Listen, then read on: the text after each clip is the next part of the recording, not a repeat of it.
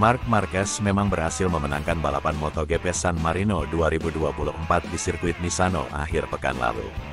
Namun menariknya Marc Marquez malah tidak suka jika ada balapan kedua di Misano pada MotoGP Emilia-Romagna 2024 pekan depan. Alasannya sederhana, Carrean adalah balapan kedua di trek yang sama bukan menjadi favorit dan kekuatan Marc Marquez. Marquez lebih suka hanya ada satu seri saja di satu trek, karena ia bisa berimprovisasi dengan maksimal dalam penampilannya. Sedangkan balapan kedua tidak begitu menantang karena semua hal sudah diketahuinya sejak balapan pertama. Kekuatanku adalah improvisasi, jadi datang kembali ke sini sebenarnya bukan favoritku, kata Marquez. Selain itu balapan kedua di Misano juga menjadi kesempatan pembalap lain yang kurang maksimal di balapan pertama, untuk melakukan perbaikan. Balapan di kawasan Asia memberikan lebih banyak kejutan dan menantang skill dan improvisasi pembalap di atas.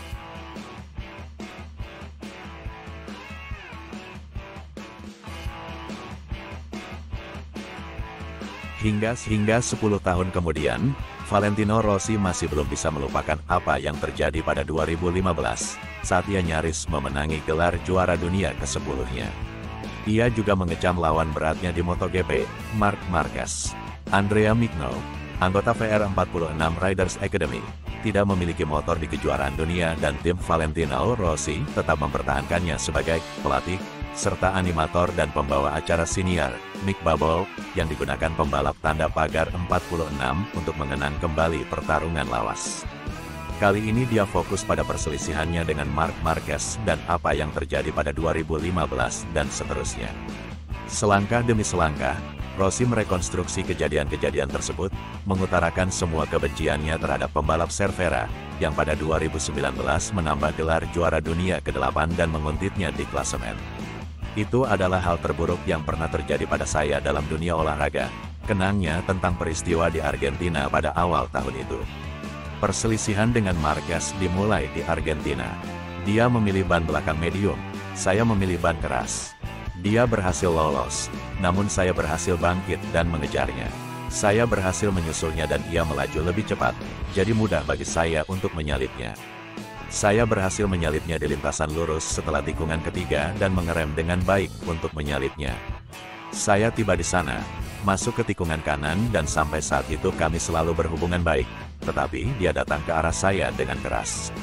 Saya melewatinya dan ia berpikir satu-satunya kesempatan yang ia miliki adalah menabrak saya. Dia mencoba menjatuhkan saya dengan segera. Dia sengaja mengejar saya untuk mencoba menjatuhkan saya. Ia tak mau kalah. Saya kembali ke barisan saya.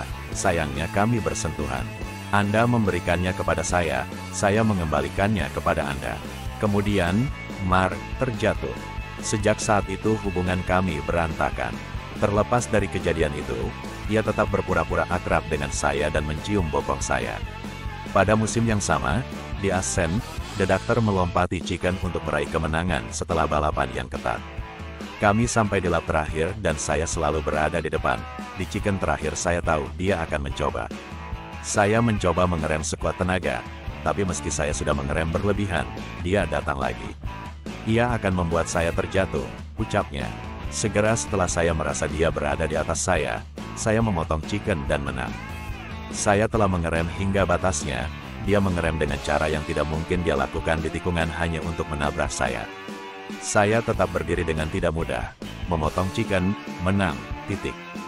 Di taman yang tertutup itu ia sangat kesal, saya belum pernah melihat wajah seperti itu.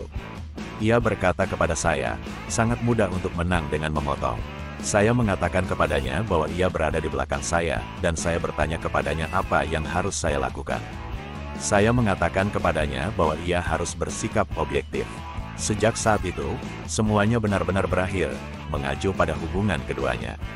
Sejak saat itu Valentino mulai menerima pesan peringatan, terutama dari asistennya Uccio Salucci, tetapi juga dari teman-teman Spanyol saya. Saya mendengar bahwa mereka, terutama Emilio Alzamora, berkeliling paddock dan mengatakan bahwa karena kami tidak memenangkan gelar, dia juga tidak akan memenangkannya. Mereka mengatakannya kepada beberapa orang Spanyol yang kemudian mengatakannya kepada beberapa teman Spanyol saya, yang kemudian mengatakannya kepada saya, pembalap Italia itu menjelaskan. Mereka mulai mengatakan kepada saya untuk berhati-hati di balapan terakhir. Bahkan Uchiho mengatakan kepada saya untuk mewaspadai Mark. Dimabukkan oleh rumor yang beredar, tibalah fase paling berat dalam konfrontasi ini, yaitu 2 seri di Australia dan Malaysia 2015. Marquez sangat superior, sehingga dia melakukan balapan di atas saya, membuat saya kalah dan kemudian dia juga menang. Kami menghitung fakta, jika kita melihat catatan waktu dan itulah yang dia lakukan, itu bukan asumsi.